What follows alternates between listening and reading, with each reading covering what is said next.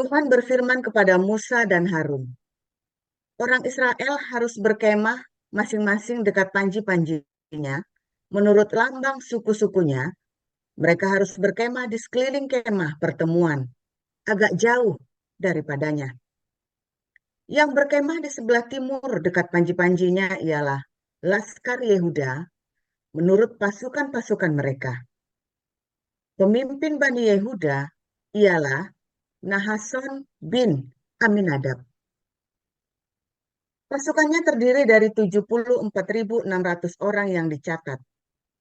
Yang berkemah di dekatnya ialah suku Isakar. Pemimpin Bani Isakar ialah Netanael bin Zuar. Pasukannya terdiri dari 54.400 orang yang dicatat.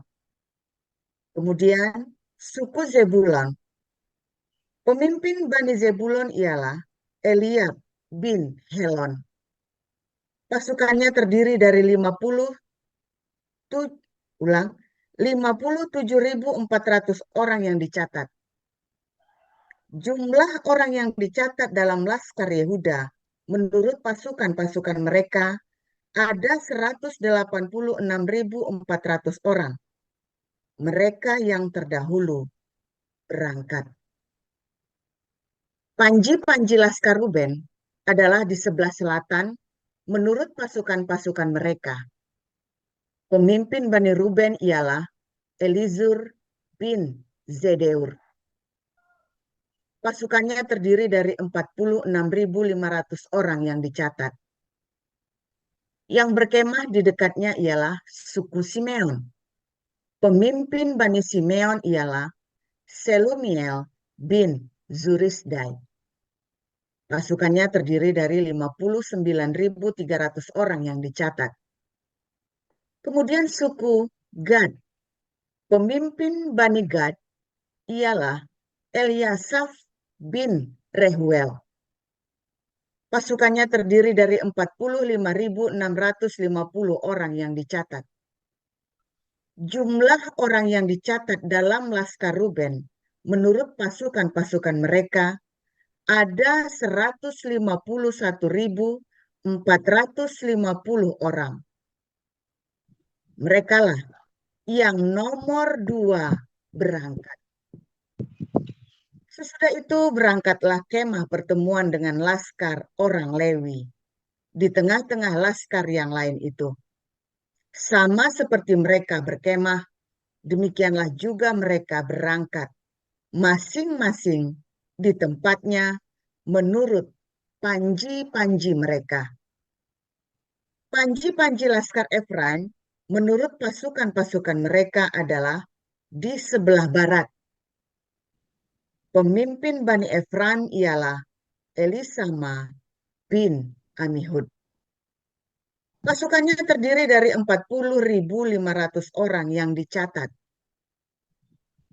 Di dekatnya ialah suku Manasye. Pemimpin Bani Manasye ialah Gamaliel bin Pedazur. Pasukannya terdiri dari 32.200 orang yang dicatat. Kemudian suku Benyamin. Pemimpin Bani Benyamin ialah Abidan bin Gideoni. Pasukannya terdiri dari 35.400 orang yang dicatat. Jumlah orang yang dicatat dalam Laskar Efraim menurut pasukan-pasukan mereka ada 108.100 orang. Merekalah yang nomor 3 berangkat. Panji-panji Laskar dan adalah di sebelah utara menurut pasukan-pasukan mereka. Pemimpin Bani Dan ialah Abiezer bin Amishyadal. Pasukannya terdiri dari 62.700 orang yang dicatat. Yang berkemah di dekatnya ialah suku Asher. Pemimpin Bani Asher ialah Pagiel bin Ochran. Pasukannya terdiri dari 41.500 orang yang dicatat. Kemudian, suku Naftali, pemimpin Bani Naftali ialah Ahira bin Enan. Pasukannya terdiri dari 53.400 orang yang dicatat.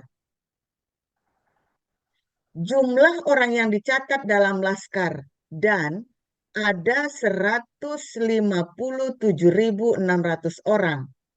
Merekalah yang kemudian berangkat menurut panji-panji mereka.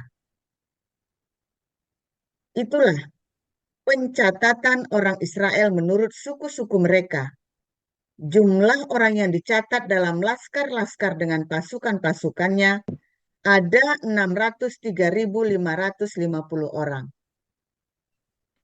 Tetapi orang Lewi tidak turut dicatat bersama-sama dengan orang Israel seperti yang diperintahkan Tuhan kepada Musa. Maka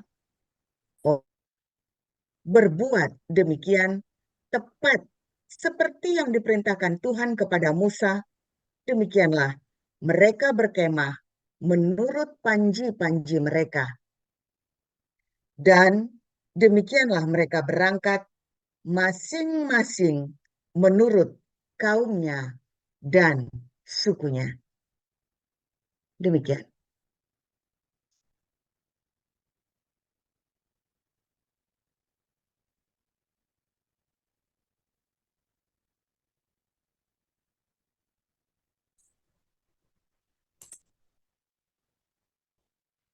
Bukan makanya di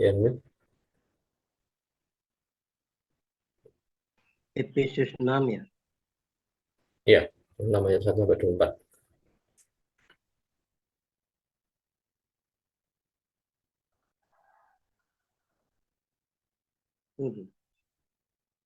Efesus 6 ayat 1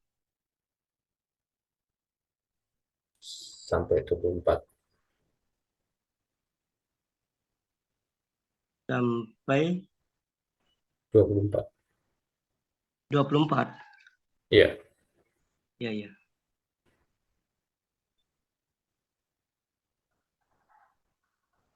Hai anak-anak, taatilah orang tuamu di dalam Tuhan, karena haruslah demikian.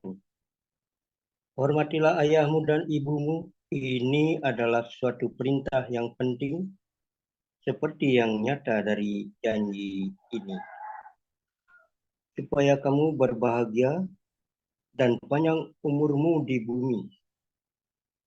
Dan kamu, bapak-bapak, janganlah bangkitkan amarah di dalam hati anak-anakmu, tetapi didiklah mereka di dalam ajaran dan nasihat Tuhan. Hai hamba-hamba, taatilah Tuanmu yang di dunia dengan takut dan gentar, dan dengan tulus hati, sama seperti kamu taat kepada Kristus. Jangan hanya di hadapan mereka saja untuk menyenangkan hati mereka, tetapi sebagai hamba-hamba Kristus yang dengan segenap hati melakukan kehendak Allah, dan yang dengan rela menjalankan pelayanannya seperti orang-orang yang melayani Tuhan dan bukan manusia. Kamu tahu bahwa setiap orang, baik hamba maupun orang merdeka, kalau ia telah berbuat sesuatu yang baik, ia akan menerima balasannya dari Tuhan. Dan kamu, tuan-tuan, perbuatlah demikian juga terhadap mereka, dan jauhkanlah ancaman. Ingatlah bahwa Tuhan mereka dan Tuhan kamu ada di surga, dan ia tidak memandang muka. Akhirnya, hendaklah kamu kuat di dalam Tuhan, di dalam kekuatan kuasa-Nya. Kenakanlah seluruh perlengkapan senjata Allah, supaya kamu dapat bertahan melawan tipu muslihat iblis. Karena perjuangan kita bukanlah melawan darah dan daging, tetapi melawan pemerintah-pemerintah, melawan penguasa-penguasa, melawan penghulu-penghulu dunia yang gelap ini, melawan roh-roh jahat di udara. Sebab itu ambillah seluruh perlengkapan senjata Allah supaya kamu dapat mengadakan perlawanan pada hari yang jahat itu dan tetap berdiri sesudah kamu menyelesaikan segala sesuatu.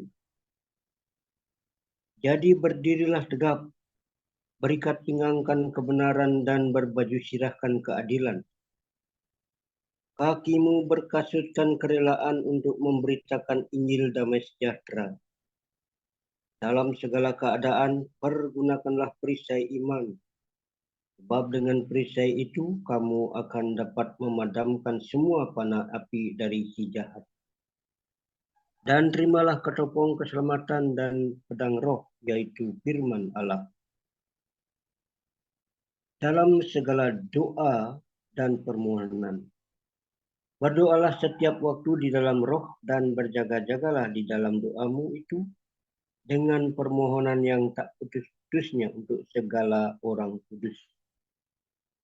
Juga untuk aku, supaya kepadaku, jika aku membuka mulutku, dikaruniakan perkataan yang benar, agar dengan keberanian aku memberitakan rahasia Injil yang kulayani sebagai utusan yang dipenjarakan. Berdoalah supaya dengan keberanian aku menyatakannya sebagaimana seharusnya aku berbicara. Supaya kamu juga mengetahui keadaan dan ihwalku, maka Tihikus, saudara kita yang kekasih dan pelayan yang setia dalam Tuhan akan memberitahukan semuanya kepada kamu. Dengan maksud inilah ia kusuruh kepadamu, yaitu supaya kamu tahu bahwa ihwal kami dan supaya ia menghibur hatimu. Damai sejahtera dan kasih dengan iman dari Allah, Bapa, dan dari Tuhan Yesus Kristus menyertai sekalian saudara. Kasih karunia menyertai semua orang yang mengasihi Tuhan kita Yesus Kristus dengan kasih yang tidak binasa. Firman Tuhan selalu baru setiap hari buat kita semua yang menanti-nantikan Tuhan dengan penuh cinta, saudara ya, penuh pengharapan, dengan penuh sukacita ya di dalam segala penderitaan, dan yang nggak mutungan, nggak ngambekan. Serius saudara ya, nggak mutungan, nggak ngambekan. Ingat-ingat saudara yang saya ngomong. Ya, ketika nanti kamu masih mutungan, masih ngambekan, ya, Yesus datang, kamu nggak siap. Serius, mulai harus dari sekarang. Nggak bisa ujuk-ujuk, itu nggak mungkin. Tidak mungkin ujuk-ujuk, nggak mungkin. Ya, tidak mungkin ujuk-ujuk. Kamu bisa tiba-tiba, wah, tegar berdiri. Ya. Pasukan Israel itu butuh 40 tahun. Ya, butuh 40 tahun dari bangsa budak menjadi laskar pasukan. Ya, butuh 40 tahun. Itulah sebabnya Kristen awal tidak pernah menyebut dirinya adalah Laskar Kristus. Itu ada lagunya ya, Laskar Kristus maju. Nggak ada, saudara. Anda nggak menemukan kata Laskar Kristus di dalam Alkitab Perjanjian Baru. Tentara Allah, nggak ada, saudara, dalam Perjanjian Baru. Ya, akan ketemu. Kenapa itu? Satu, ada dua hal ya. Satu, memang kita tidak mengenal konsep tentara Allah di dalam Perjanjian Baru. Ya, kita tidak mengenal konsep tentara Allah, tapi kita mengenal konsep anak-anak Allah. Ya, dan ketika kita memberikan konsep anak-anak Allah dengan tentara Allah, maka nanti orang Kristen akan bunuh-bunuhan.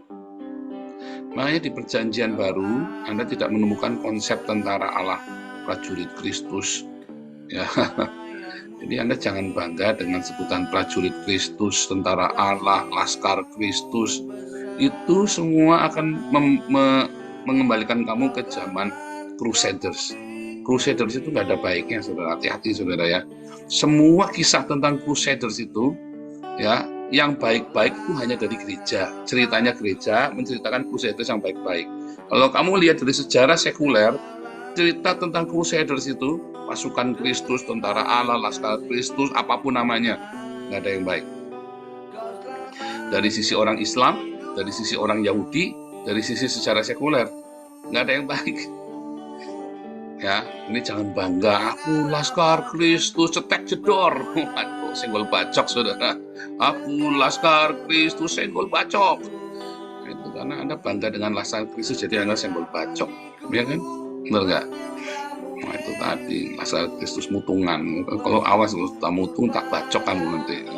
Repot, saudara. Ya kan, Laskar Kristus kalau sudah mutungan itu, saya senggol bacok. Hati-hati, saudara ya. Nggak kenanan kamu nanti. Saya ngomong serius ya. Ketika ada terjadi gesekan, ya tadi malam ya, koinonia ya, kamu nggak siap.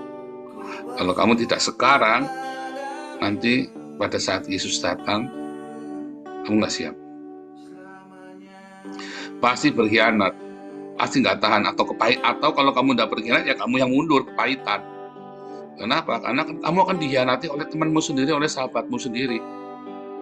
Ya, kamu akan melihat pengkhianatan di depan mata, dan kalau kamu nggak tahan melihat ketidakadilan itu, pengkhianatan itu, hilang imanmu, saudara. Ya, atau kamu yang dikhianati. Saya pernah kehilangan iman karena dikhianati, saudara ya. Ya pendeta kegiatannya sama pendeta. Ketika saya dikhianati oleh keluarga besar saya masih tegar berdiri, saudara. Ya maklumlah, namanya keluarga belum tentu cinta Yesus. Ketika saya dikhianati sesama hamba Tuhan, habis saya, saudara, saya mau mundur, saya mau jadi Islam. Udah tekatin itu sama Anu udah ngomong-ngomong itu saya. Kalau kita jadi Islam kan kita ini pura-pura jadi Islam, kita nggak mau menyangkal Yesus, kita bilang begitu ya, supaya mereka tahu. Jadi jawabannya gitu. Makanya ketika bertemu riwali atau siapa ya, kenapa sih Paul nggak jadi Islam aja? Oh, kalau saya jadi Islam banyak yang murtad, temu orang Kristen, saudara. Serius, saudara. Serius, jahat sekali dan licik sekali ya caranya ya. Iya, benar ya, saudara ya. Anda bayangin pendeta jadi Islam, jadi ustadz, tak tekatin jadi ustadz, saudara ya. Sudah saya tekatin itu waktu itu. Ya, jadi jangan ngarep-ngarep orang jadi Islam, saudara ya. Jangan nyuruh-nyuruh orang jadi Islam, nggak baik ya, nggak baik. Nah, saudara, di dalam Kristen Perjanjian Baru itu tidak ada konsep Laskar Kristus, tentara Kristus, prajurit Kristus, dan semua yang berbau-bau militer itu nggak ada. Karena Anda adalah domba-domba Kristus. Yesus adalah gembala. Kita ini adalah anak-anak Allah. Yesuslah yang sulung. Ya, kita ini adalah merpati yang lemah lembut. Ya, kita disuruh tulus seperti merpati. Tetapi kita bukan serigala, kita bukan kambing, kita bukan apalagi onta. Onta itu binatang yang pendendam ya, saudara. Anda tahu nggak onta itu binatang yang pendendam?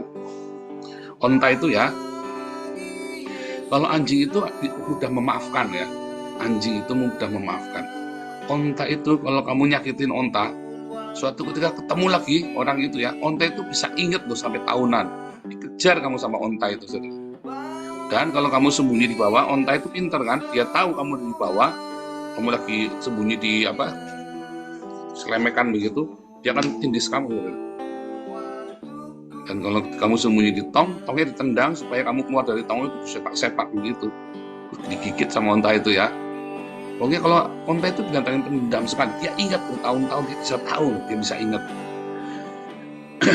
Ya. Jadi kalau kita bilang si kadal gurun ini onta ya, orang-orang ya wajar ya, mereka pendendam ya, mereka itu pendendam, bisa ingat ya. Jadi jangan bangga kalau kamu jadi Laskar Kristus, prajurit Kristus dan sebagainya macam.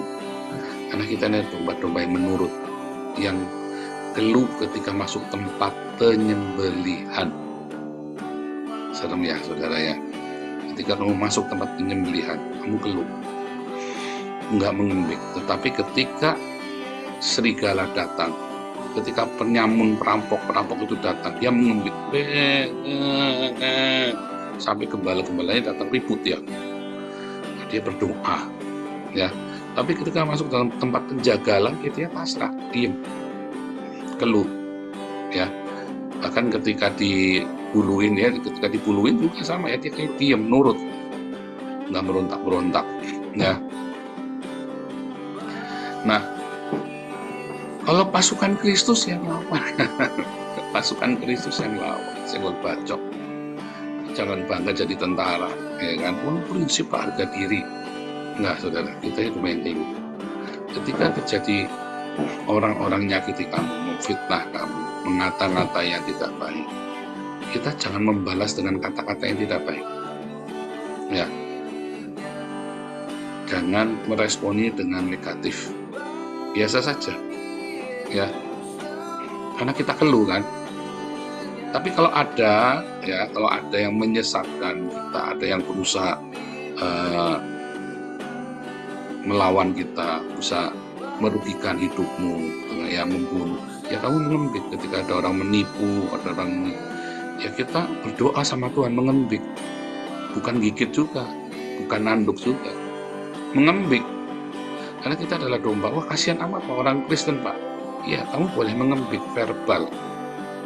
Yang boleh kamu lakukan adalah perlawanan verbal, saudara. Ya. Kita boleh mengadu secara hukum dan berapologetika, tetapi kamu tidak boleh menumpahkan darah, kamu tidak boleh membalas, ya, tidak boleh mendendam. Tapi kita ini adalah domba-domba yang mengembik. Sebab apa, saudara? Sebab musuhmu itu bukan orang itu loh, tapi ideologi atau ide-ide atau sesuatu yang di dalam pikirannya dia yang membuat dia jadi salah. Kamu tidak bermusuhan dengan orangnya itu, kamu nggak bermusuhan. Kamu tidak bermusuhan dengan oknum itu, tetapi yang merasuki cara berpikir dia, sehingga dia punya ide untuk mencelakakan kamu atau untuk memfitnah atau untuk menghina kamu, atau bahkan sebenarnya orang itu nggak ngapa-ngapain sebenarnya, tapi kamu merasa terhina. Nah, orang itu nggak ngapa-ngapain. Ya, ada orang, ya. Saya kan aktif di dalam komunitas apapun ya, dari kecil ya. Saya nggak suka menyendiri. Jadi kalau saya tuh suka mencari teman. Tetapi namanya orang ya kan selalu ada yang nggak suka. Karena saya, ya begitu saya datang itu kan heboh. Nah, ada orang-orang yang nggak suka selalu. Dan tiba-tiba saya dimusuhin. Saya nggak salah apa-apa, tapi bisa tiba-tiba dimusuhin, lalu orang merasa sakit hati dengan saya. Sombong, beginilah begitu. Jadi suatu ketika ya, di persekutuan doa kami ya, saya baru gabung dengan persekutuan. Saya masih SMP kelas 3 ya, atau SMA kelas 1, saya lupa ya. Saya baru gabung dengan persekutuan doanya, tempatnya Mas Adi itu. Jadi kami punya persekutuan doa sendiri, lalu Arti punya persekutuan doa, lalu kita gabung supaya izinnya nggak usah bikin lagi, nggak usah ada 2 persekutuan, katanya grupnya Arti itu ya. Jadi kami gabung lah. Ya, kalau saya kan nggak masalah, yang penting kita bikin persekutuan, dan persekutuannya Adi waktu itu sudah hampir bubar. Punya saya baru mulai ya, kita 30 orang mulai gitu ya. Lagi semangat-semangatnya tuh. Ya. Sampai ada pendeta GBDI mubarin kami itu ya, dibubarkan dengan paksa ya, nggak boleh dilaporkan polisi nanti katanya kalau saya tetap berkumpul. Gila ini orang pendeta ini memang ya. Nah itu ya, pendeta sesama pendeta ngelaporin polisi itu ya. Padahal saya masih SMP kelas 3, saya ingat ya, saya pulang saya cuma sedih sekali ya. Ada pendeta mau ngelaporin saya ke polisi gara-gara saya bikin persekutuan doa, padahal ditakut-takutin lah mungkin ya. Padahal si pendeta itu saya tahu waktu papi saya masih punya duit itu suka minta-minta dibelikan ban mobil, ya kan, ban mobil mahal ya, mobil Land Cruiser itu loh, ban mobilnya Land Cruiser yang gedenya segede gaban itu, bukan ban mobil kecil, bukan ban mobilnya Suzuki Carry, ban mobilnya Land Cruiser itu, ya minta dibeliin ban mobil, minta diamplopin, pokoknya itulah. Dan saya yakin dia tahu loh, saya itu anaknya ya papi saya itu ya, saya yakin dia tahu. Tapi karena sudah lama nggak pernah setoran mungkin ya, saya diancam mau dilaporkan polisi gara-gara saya persekutuan doa. Itu sejak itu saya antipati ya dengan GBDI ya. Dulu ya, sekarang sudah enggak ya. Tapi waktu itu saya langsung antipati dengan begitu GBDI, saya udah mules perutnya, udah males deket-deket orang GBDI. Soalnya saya ingat pendeta itu ya, mau dilaporkan polisi gara-gara bikin persekutuan doa. Tapi hal itu membentuk saya, nggak mutung ya. Walaupun mules ya kalau dengar nama dari mana ada GBDI, langsung saya mules saudara. Nanti dilaporin polisi lagi. Bukan mutung ya, cuman nanti dilaporin polisi lagi sama pendeta dia lagi. Padahal ada banyak GBDI ya di Tegal itu ya. Nah tapi udah males dulu kan, keras-keras ya pendeta GBDI itu ya. Nah tapi itu saudara ya, banyak orang mutungan sama komunitas sesama kita ya, sama sesama kita aku berani ya. Tapi sama orang Islam lepas, sama orang Islam lepas nggak berani saudara. Nah, aneh ya, kalian sesama kita tuh bisa saling baku hantam ya. Saya tuh ngomong ya sama Santi Amer ya, sebelum saya keluarkan Delarua itu dari kita ya. Santi Amer, kamu tuh bukan musuhku loh. Sadar Santi Amer, kamu tuh bukan musuhku. Musuh saya itu orang Islam. Saya bilang begitu loh sama Santi Amer.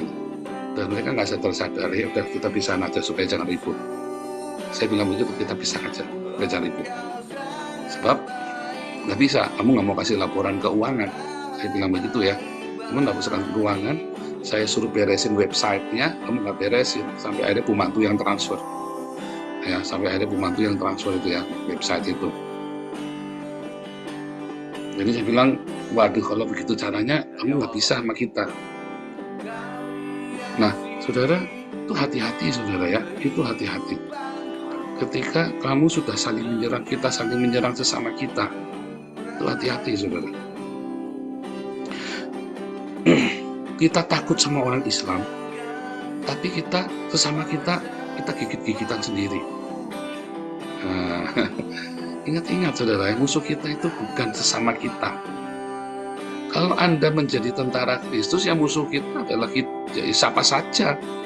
Itu namanya tentara, bahkan martis di rumah sendiri itu bisa dimarah-marahi orang jadi tentara, terbiasa tegang semuanya, selalu tegang tiap hari.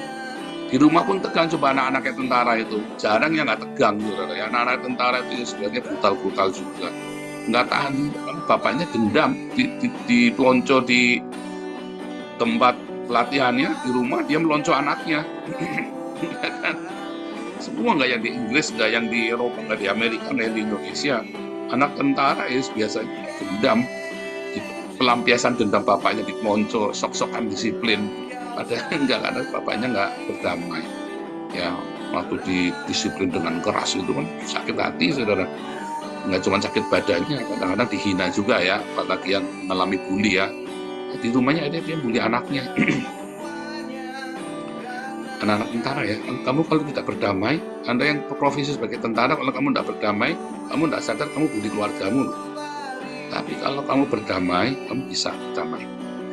Balik lagi, kita ini bukan prajurit saudara, kita ini domba, ya domba Kristus, ya yang mengembik saat musuh datang, berdoa, teriak-teriak sama Tuhan, ya kita hanya bisa mengembik.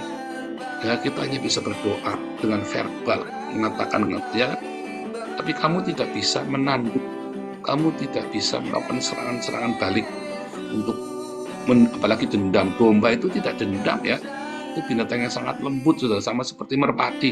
Makanya korban bakaranmu adalah domba dan merpati saudara. Kenapa korban bakaranmu bukan serigala atau anjing kesayanganmu saudara? Domba sama anjing kesayanganmu, kamu lebih sayang sama anjing kesayangan daripada sama domba kan? Tapi korban bakaranmu itu domba, walaupun kamu sayang sama anjingmu, mau dikorbankan tetap nggak diterima, karena ini bisa menggigit. Ya, beneran saudara ya.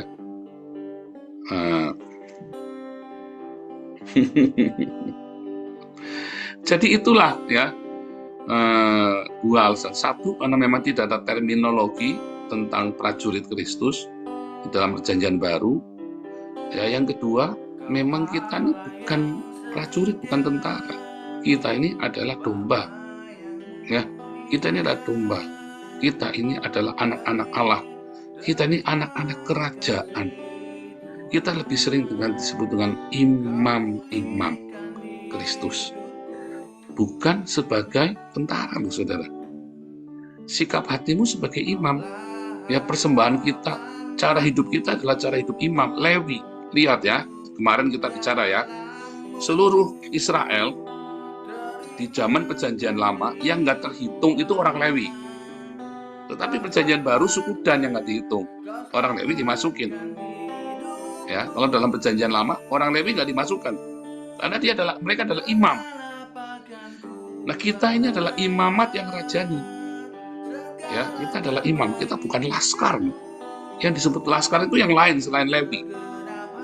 Ya, kita ini adalah imam yang menguduskan hidup kita hanya untuk Kristus. Dombanya siapa? Kita. Kan Kristus menunjukkan sendiri, memberi contoh. Yesus adalah imam besar agung, domba sembelihannya adalah dia sendiri. Kita ini adalah imam-imam, domba sembelihannya daging kita sendiri, saudara. Mesbahnya itu kehidupan kita sehari-hari, itu mesbah kita. Kalau kamu tidak siap dengan itu, ya, maka kamu tidak bisa membangun urapan itu. Urapan itu datang, saudara, ya. Roh Kudus itu, ya, akan memenuhi hidup kita terus, dia dipenuhi, makin penuh saat kita tiap hari kita rajin mempersembahkan korban pagi dan petang. Korbannya ya daging kita sendiri, imamnya kita, korbannya kita sendiri. Makanya kita tidak disebut laskar, kita tidak disebut pasukan. Ya, di dalam bilangan 1 kemarin nggak dihitung orang Lewi itu, yang dihitung orang yang bukan orang Lewi. Ya, dan tiba-tiba bilangan 2 mereka disebut laskar, prajurit. Ya kan, tiba-tiba mereka disebut laskar, prajurit. Nah, kita ini imamat yang rajani, ya, bukan yang senggol bacok, bukan yang siap tempur jedek-jedok, tapi kita punya musuh rohani. Musuh rohani itu bukan setan-setan gentayangan, saudara. Jangan berpikir itu Efesus 6 roh jahat di udara itu adalah setan-setan gentayangan, kuntilanak genderuwo. Kuntilanak genderuwo itu nggak ada artinya dibanding dengan saudara, dengan setan-setan yang bikin kamu mutung dan ngambek. Tadi ya, kadang-kadang kita ini datang ke sebuah komunitas, ya, entah mengapa kamu tidak disukai. Pernah ngalamin begitu nggak? Ada nggak ya pernah ngalamin gitu? Mungkin cuma saya kali, jangan-jangan. Masuk komunitas tiba-tiba nggak disukai, entah salahnya apa, saya juga nggak ngerti. Tiba-tiba nggak disukai aja. Ya, tadi balik lagi ya, komunitasnya si Adi tadi ya. Saya masuk, tiba-tiba ada orang-orangnya, teman-temannya Adi yang tidak suka sama saya, saudara. Saya nggak tahu salahnya saya apa, pokoknya saya didiamkan selama berbulan-bulan. Kan ada kan?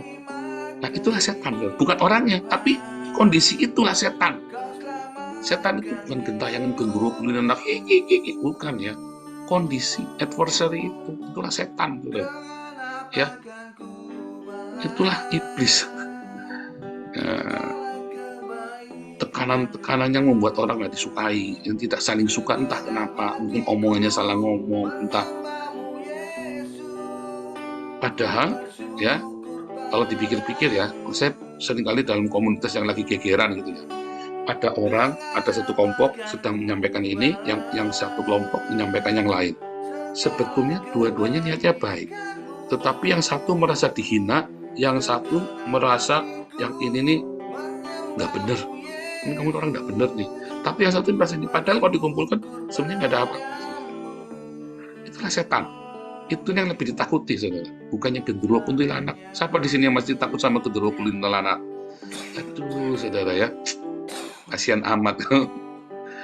Kamu tidak takut dengan perpecahan, perceraian di dalam rumah tangga. Suami istri kadang-kadang ribut, masalahnya apa, saudara? Nggak ada. Coba kamu udah ribut sama istri, sama suamimu, nggak ada masalahnya sebenarnya. Ya kan? Kan tiba-tiba ada setan kan di situ. Itu kan ada setan di situ, ada roh jahat. Itulah yang kamu perangi. Istri, ya, ngomong mau beli dompet baru. Suami, padahal ada duitnya, tapi tiba-tiba ngomong dompet terus, boros. tiba-tiba mutung istrinya, tiba-tiba suaminya malah tambah marah lagi. Akhirnya gara-gara mau beli dompet baru yang harganya nggak seberapa, ya kan, bisa cerai. Itu tadi yang sering kali masalah-masalah sepele gara-gara mencet odol, bicara masalah papimu dan papiku, kemudian ribut ini ribut itu, akhirnya pegatan sudah gara-gara mencet odol, ya kan?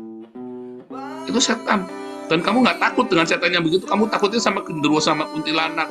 Kita ini laskar Kristus, kami laskar Kristus, cetak jedor.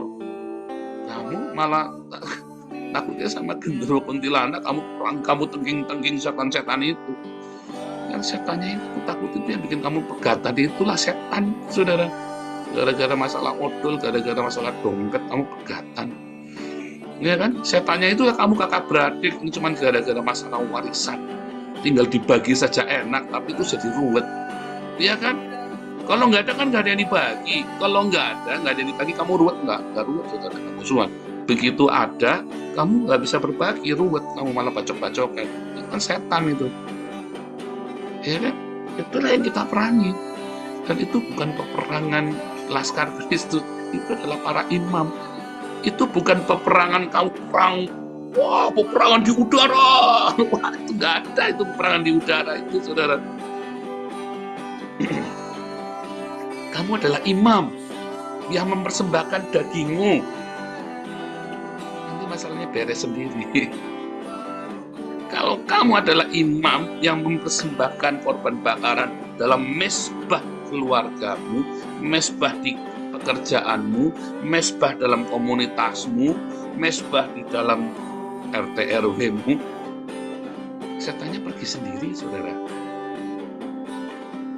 Ya, peperangan kita adalah peperangan imamat, peperangan para imam, bukan peperangan laskar Benyamin, laskar Yehuda, laskar Ruben, bukan. Kita ini peperangannya adalah peperangan imam.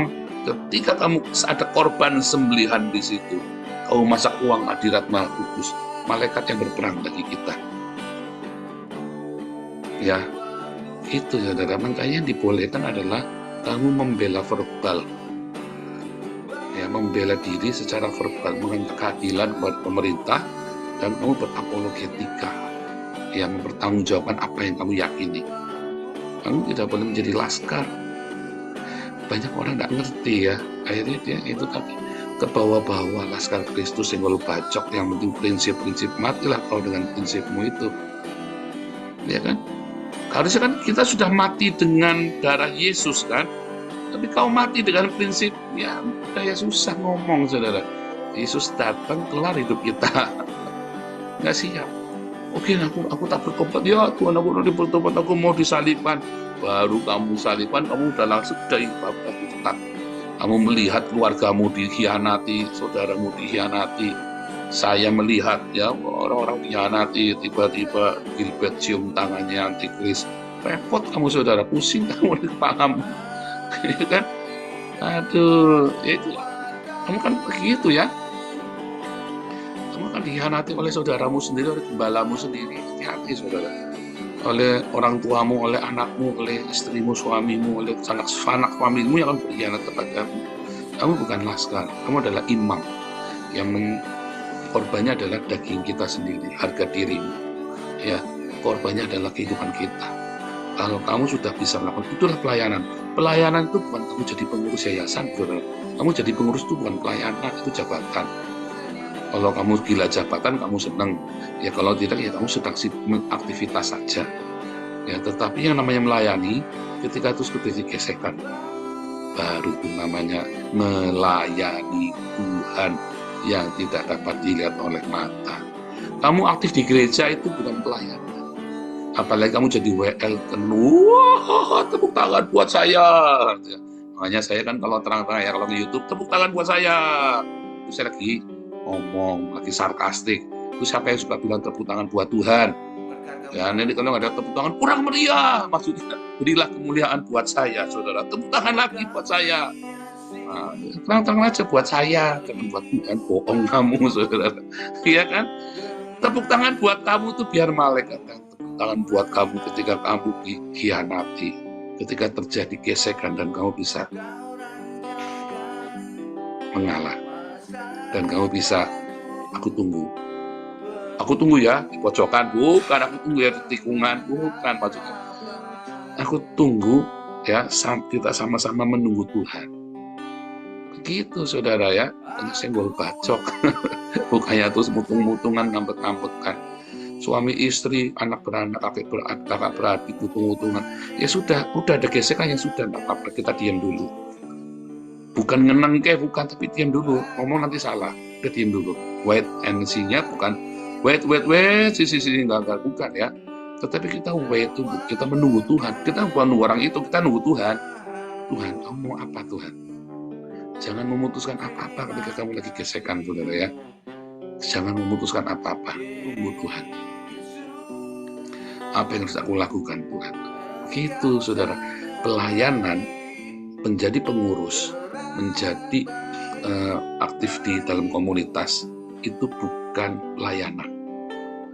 Yang namanya melayani, ketika terjadi gesekan, kamu bisa melepaskan pengampunan, kamu bisa memahami dan mengerti, dan sikap hatimu tetap benar di dalam cinta, di dalam kasih, di dalam kebenaran, di dalam respon yang benar. Itu baru melayani, saudara. Ya, jadi kalau kamu di sini, kalau tidak di dalam komunitas, ya, maka kamu tidak punya kesempatan melayani Tuhan. Karena kapan gesekannya? Sampai gesekan kamu pergi kok. Setiap benturan kamu pergi, setiap benturan kamu pergi. Lalu kapan melayani Tuhan? Kamu bisa aktif di mana saja, setiap kali benturan kamu pergi. Itu bukan melayani Tuhan, ya. Tuhan Yesus memberkati.